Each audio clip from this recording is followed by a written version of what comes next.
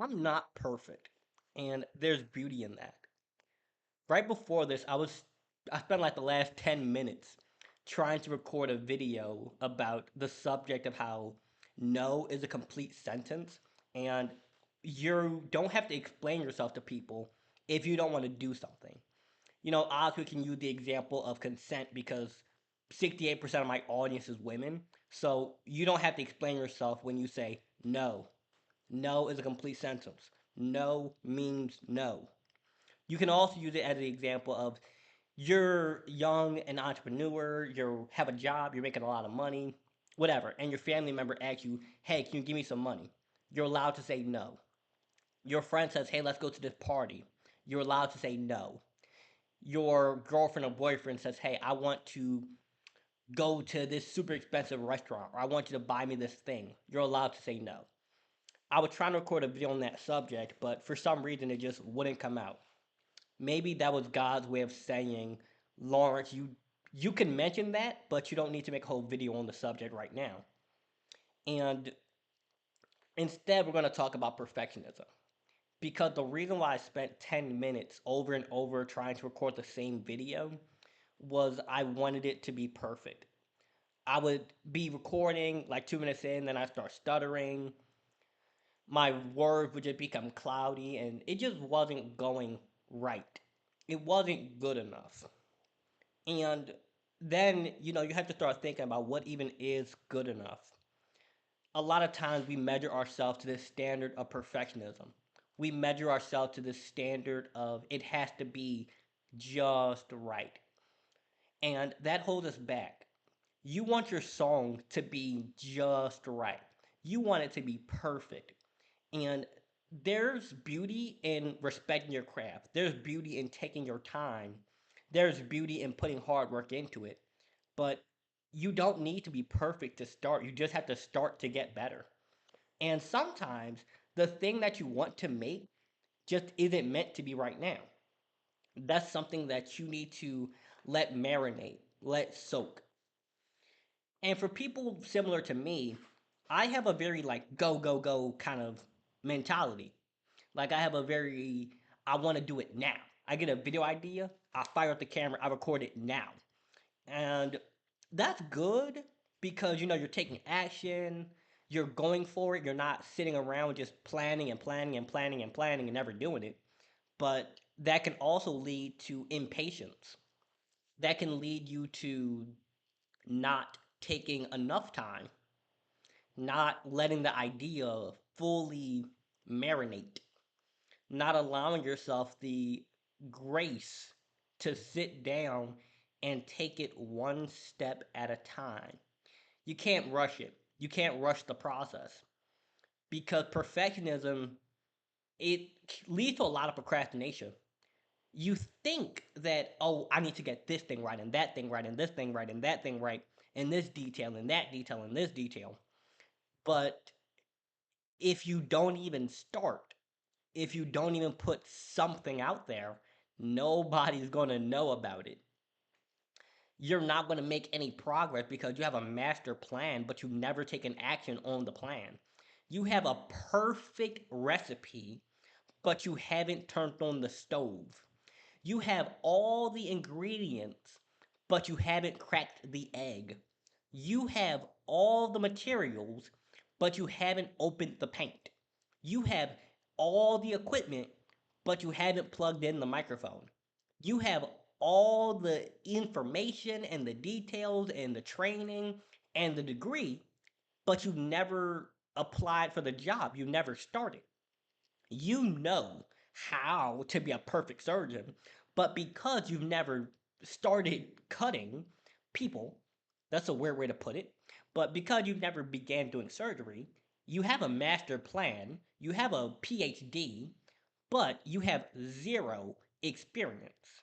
And the person who takes action, the person who starts when they're not perfect, will always end up better than the person who sits around planning everything. But of course, there's a balance to it. You need to have a plan to take action, but you also need to take action to figure out if that plan even works. Because You can have everything planned out, but once you start taking action, you realize, oh, I made a plan based on what I thought, not off what actually is. And sometimes when you're trying to be perfect, you're trying to make a thing that is not be what is. For example, you're trying to make the perfect album, you're trying to make the perfect speech, you're trying to make the perfect movie, you're trying to make the perfect whatever it is that you do.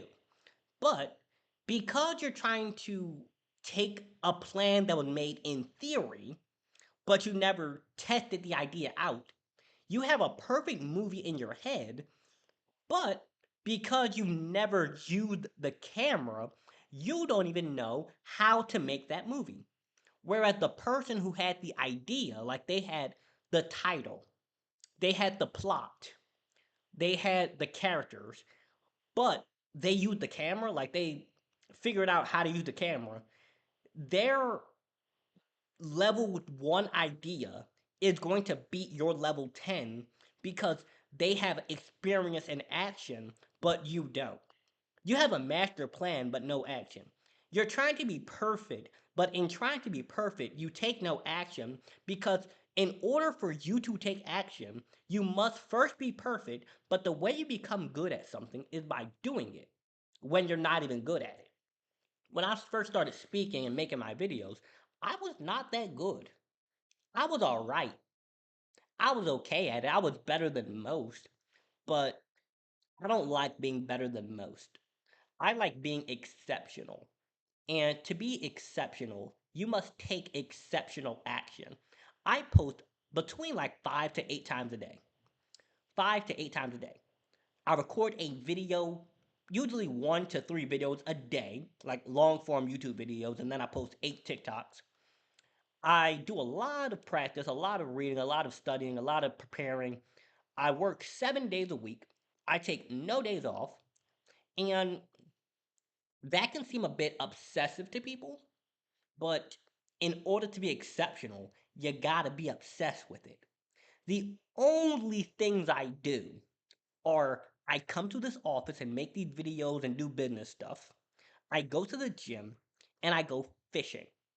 If I'm not doing that, I'm eating, I'm sleeping, I'm reading, or I'm watching a movie. That's it. That is my life. And one of the best ways to excel in your craft is to remove the things that aren't good for you. You know what's not good for you. You know. I don't even need to tell you. You just have to be honest enough with yourself to admit it. You know the truth. But are you honest enough to admit the truth? Are you honest enough to look yourself in the mirror and say, hey, I gotta cut that out. I can't be around that person. I can't be going to that place. I can't be doing that thing. You already know what you need to do. You already know what you need to stop doing. You already know who you need to stop being around. You don't need me to tell you. You just need to be honest with yourself. You don't need me to tell you what you need to do. You know what you need to do. You know what you need to stop doing. And once you do that, then you move on to the more advanced stuff. Because most problems are caused by us not being honest. People cheating, people lying to each other, all that kind of stuff.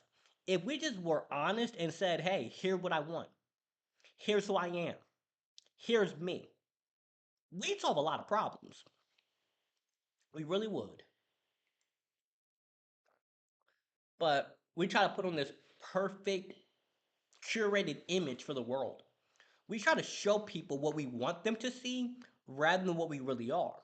Because right now, you're not as good at the thing as you want to be. You're good enough to start. You're good enough to put that video out. You're good enough to post that song. You're good enough to put out an ad. You're good enough to do what you can right now. You're good enough to start. But no, I need to be perfect. I need all my ducks in a row. I need to have this, I need to have that, I need to have this, I need to have that, I need to have this, I need to have that before I start. I need to have all the equipment before I start. I started speaking like my videos off of an iPhone. No mic, no webcam, no laptop, no ring light, nothing. Just an iPhone and a dream. It was just an iPhone and a dream. That's how I started this off.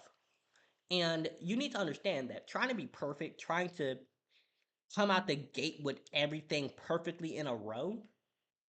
Now, start. Do what you can where you are with what you've got. And with that, I'm going to say I hope that you had a wonderful, blessed day. If you're interested in not only my books, but as well as one on one consultations where you can get a call with me, or bringing me in for your event, such as a podcast host, speaking engagements at schools, youth organizations, things of that sort, my email and all of my social media links are in the description. And I hope that you have a wonderful and fantastic day. Have a good one.